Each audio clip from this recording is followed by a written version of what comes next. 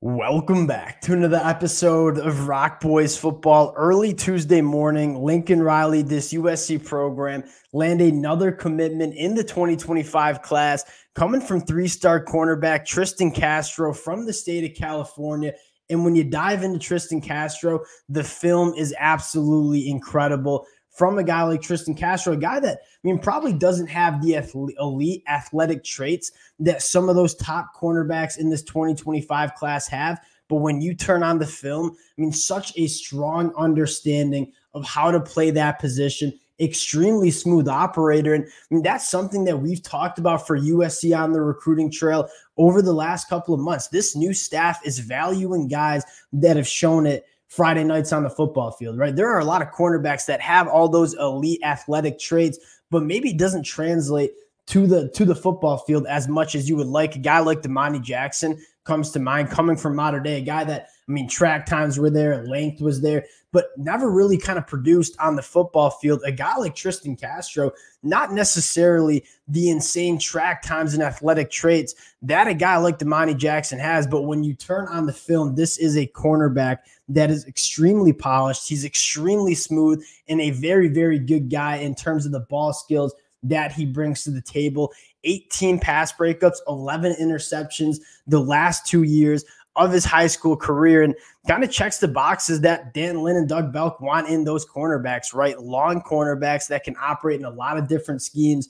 Trestin Castro, you turn on the film, which we'll do in just a second, you kind of understand why Lincoln Riley, Dan Lynn, take him this early on in this 2025 cycle. Want to get into the film. Before we do, and as always, just want to say thank you to you guys and a massive shout out to the USC fans. It has been a blast breaking down all of these commitments for USC the last couple of weeks, and the amount of support, the amount of fight-ons in the comment section, that stuff means the world to us. We can't thank you guys enough. If y'all do enjoy the content, consider subscribing to the channel. And without further ado, let's get into Trestin Castro. And before we get into the film, I want to talk about what we're going to see on the film. And I think the first thing that you see from Trestin Castro is the elite understanding of that position. You start with the ball skills. When that football is in the air, Trestin Castro, a guy that has played both ways at the high school level. Many of you guys know I covet that trait in terms of guys at that cornerback spot, because you want your cornerbacks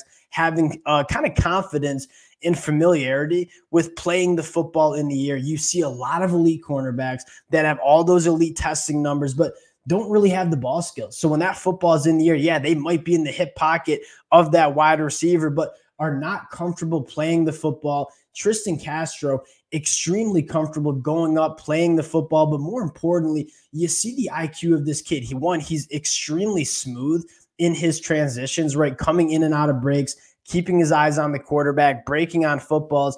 He checks a lot of those boxes that you want between the ears of your cornerbacks. And again, at 6'1", apparently up to 6'2", 170 pounds, kind of fits the profile that Dan Lynn and Doug Belk want in their cornerbacks. Want to get into the film. And the first thing you see with Trestin Castro is, the elite feel in zone coverage. This is a guy that's kind of playing that boundary zone corner on the top of your screen here, keeping his eyes on the quarterback, understanding what's going on in front of him. And he's going to kind of carry this wide receiver up to see him come in, undercut this route, make a play on the football. That type of IQ you don't see much at the high school level. And you see it again right here, right? Playing that boundary cornerback spot, sitting there in zone coverage, seeing what's going on in front of him, seeing this wide receiver cross his face underneath, coming in, stepping up, making a play on the football. You don't see that a ton from cornerbacks at the high school level. Yeah, they might have all the athletic traits in the world, but what's going on between the ears?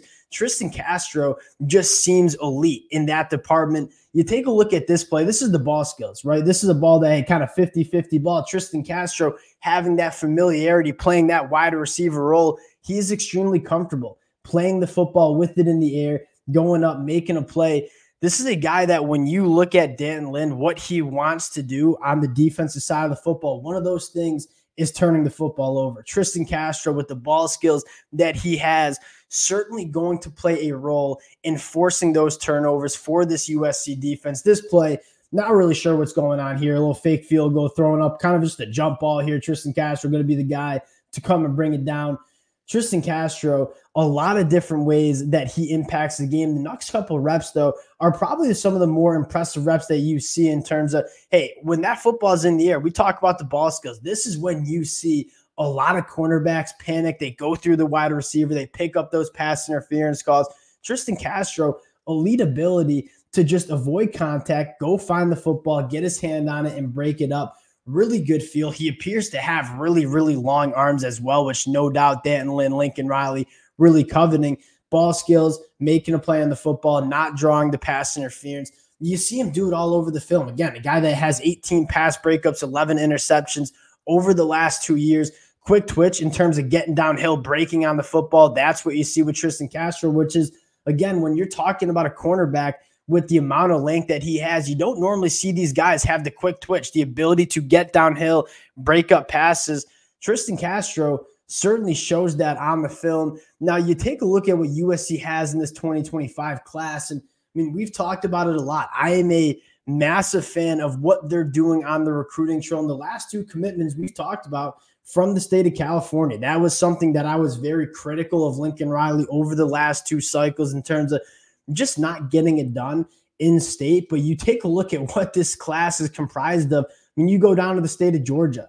I guess just to say you go all the way across the country to the state of Georgia, land 3 of the top kids in that state, all coming to USC. You continue to scroll down, Matai, one of the top linebackers in the state of California. You get Hilton Stubbs from the state of Florida, and then you go into the state of Texas for Riley Wormley and Gus Cordova as well. I love what USC is doing in terms of where they're going. But for USC fans, what you have to be most excited about is you take a look at the average ranking for USC commitments, right? USC is sitting at what, number 9 in the 2025 class. This is the number that you want to pay attention to. 94.7. That is the average commitment ranking for USC in this 2025 class. They are getting not necessarily the quantity, although the quantity is certainly coming in, but the quality of players that USC is bringing in is extremely high, right? Significantly higher than Auburn. It's higher than Alabama. It's higher than Oklahoma, Penn State, Clemson. That's the number that I'm really paying attention to. And we say this all the time. The recruiting game, it's a momentum game, right? You want to, when you get those dominoes to start falling, a lot more dominoes start to fall. And we are seeing USC build some serious momentum on the recruiting trail. And I think it's setting up for an extremely fun next couple of months for USC. We'll continue to break it down. Cannot thank you guys enough for rocking with the fellas. Again, if y'all do enjoy the content, consider subscribing to the channel. Appreciate you guys, and we'll talk to y'all